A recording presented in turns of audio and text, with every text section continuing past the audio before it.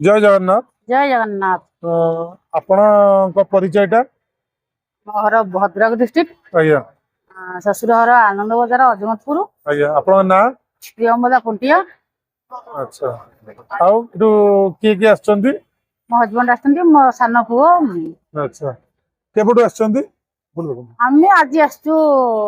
हम तो प्राय टाइम आसछु भुवनेश्वर रहउछु ना कल्पना रे भुवनेश्वर रहउछंती रहउछु। अच्छा अच्छा तो एडू दर्शन कलेनी एथर ये दर्शन करिनो काली सखाळु दीप जालिबार थिला तो आज खाइ देथिलु बुली आ दर्शन करलुनो काली दर्शन करिवे काली भोर दर्शन करबो जाओ आपण प्रति वर्ष आछंती प्रति वर्ष प्रति मास छके भी मु आसे ठाकुर पाखको प्रति वर्ष आछंती ठाकुर जेबे डोरी लगान्ते मु आसे माने आपण ठाकुर को एते भलो पांती माने मझिरे मझिरे भी पळै आछंती मझिरे जते बेले मन हुए पळे आसे माने जगन्नाथ बहुत भलो पाउछंती बोले नहीं मते कि अटके पाइयो मो स्वामी मते अटकांती रे आज्ञा आज्ञा ना एमती किसी गोटे कहतु ठाकुर आप भल पाइबार अनुभूति जोटा घटी किसी गोटे हाँ अरे आसीथिलु आमे 2-3 वर्ष तळे कथा कहूची अवश्य डेट मने नाही आसीथिलु मो बड़ पुओ आस्तिला मो हजबैंड मो सान पुओ तांकर गोणे आस्तिले बंधु रहिथिले सी बीच रो होटल नै की हमको डकेथिले हमें सान पुओर मोर मो हजबैंड रो सखाळु पळे आस्तिलु बाइक नै संध्या बेले को बड़ पुओ आस्तिला कॉलेज सी संध्या बेले को आसिला आम घर ओनर रो टोटीटा खराब हो जायतिला खराब होता जे आमको मालूम ना टोटल खोल दी जाइलु तापर राति रहिलु ठाकुर दर्शन आमे करथिलु किंतु बड़ पुओ करनथिला सकाळे उठिकी सी बीच रे गाधेइलु गाधेइकी मो कान फुल गोटे पिंथिनी सुना कान फुल पिंथिली मो पुओ कहले कि मम्मी तमे गोटे ओल्हे पकाओ मो स्वामी कहले कि तमे ओल्हे पकाओ मम्मी हजि जीव समुद्र रे अच्छा मो तांको कथा मानि के ओल्हे पकेली मु किंतु से कान फुलटा को पर्स भीतर रखथिली मो हजबैंड को पर्स भीतर गोटे जरी बैग रे गामछा खंडे से कान फुल गोटे बॉक्स भीतर कागज रे मोड़ी रखथिली मो बड़ पुओ जी रहउतला मो सांगर होटल रहउतला मो सान पुओ ने कि आमे गोटे होटल रहउतलो अलग अलग होटल मो बड़ पुओ पर्स नै नथला हटी समुद्र कोल को पर्स नै नथला मो कान फुल एतले हेटी रहिली मो समुद्र गाधीवा को मते इच्छा हलानी काई ना मो कान फुलटा काली कि नै जिवो कि मो लोभ हिला मो कान फुल ऊपर मते टाइले जते गाधिया पर मो गाधिया गलिनी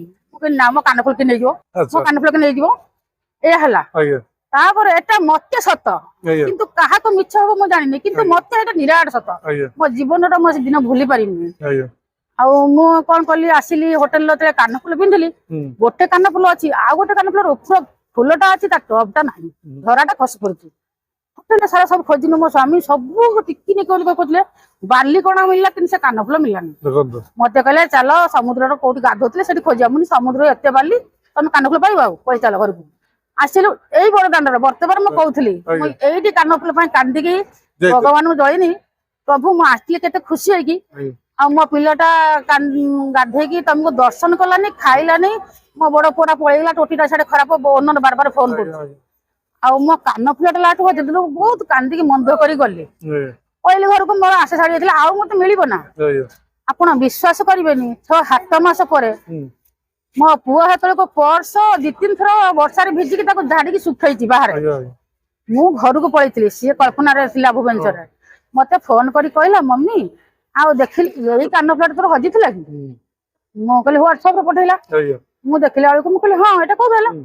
एटा मो पर्स रे आइला मु तो पर्स किन गेला तू तो हम होटल नथिलु तू समुद्र कोल को पर्स नै गेलु तो कान फुल हटी गला किन कान फुल पर्स ला मु जानि असंभव कथा असंभव समस्त की मिछ मते एटा सत्य मु आजि पर्यंत मु सब ए भाबे तोर की विचित्र लीला हेटा माने पाई गली कान फुल पाई गली किंतु मु भाबिली मो कान फुल लोभ पाई मु समुद्र रे गाधे न सेइटा होची मोर पनिशमेंट जोडा पहिले पूरा ठीक सत्य 100% सत्य 100% सत्य जोडा कहले पूरा ठीक कहले जय जगन्नाथ जा हो आपण को एबे आस्तिले बहुत भल लागिथिबो दर्शन कले एबेकर पुरी आ आगका पुरी भितरे एबे कम लागुछ एबे तो बहुत भीड़ भाड़ हे गेलानी बहुत लोक गहଳି हे गेलानी आज्ञा ना जो आगुरु जो आपण पुरी रो आस्तले एबे जो वर्षे 2 वर्ष भितरे पुरी आपण घर मंदिर प्रांगण ला केम दिगा बहुत भल लागो सेगुडा आपण केमति कोन लागु जे टिके ପାର୍କ ଭଳିଆ ହେଇଛି ହଁ ପାର୍କ ଭଳିଆ ହେଇଛି ଭଲ ଲାଗୁଛି ଲୋକ ଲାଗୁଥିବ। ହଁ ଯାହା ହଉ ଦର୍ଶନ କରିବାକୁ ବହୁତ ମାନେ ପ୍ରାୟ ଟାଇମ ଆସେ ମୁଁ ସବୁବେଳେ 3 ଠାକୁର ଦର୍ଶନ କରିକି ଯାଏ ଆଜ୍ଞା 3 ଠାକୁରଙ୍କୁ ଦର୍ଶନ କରେ ମୁଁ ଦର୍ଶନ କରନ୍ତି ସବୁ ଥର ମୋର ମନସ୍କାମନା ପୂର୍ଣ୍ଣ ହୁଏ ଯାହା ହଉ ମୁଁ ଆସିକି ପ୍ରଭୁଙ୍କୁ ଆପଣଙ୍କର ପ୍ରିୟକୁ ମଙ୍ଗଳ ହଉ